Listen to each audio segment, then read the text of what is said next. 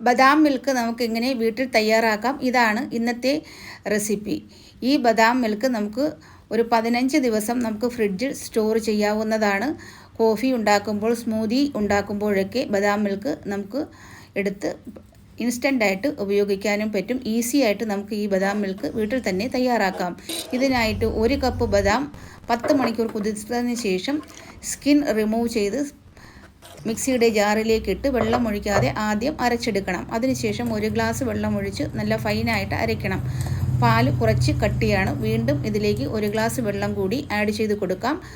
കുറേശ്ശെ വെള്ളം ഒഴിച്ച് വീണ്ടും അടിച്ച് നല്ലതുപോലെ അരച്ചെടുത്തതിന് ശേഷം ഒരു എയർ ടൈറ്റ് ജാറിലോ കുപ്പിയിലോ ഒഴിച്ച് നമുക്ക് ഫ്രിഡ്ജിൽ സൂക്ഷിക്കാവുന്നതാണ്. വളരെ ടേസ്റ്റും ഹെൽത്തിയുമായിട്ടുള്ള ഈ ബദാം മിൽക്ക് ഇഷ്ടപ്പെട്ടെങ്കിൽ ലൈക്ക് അടിക്കാൻ മറക്കല്ലേ. Thank you for watching.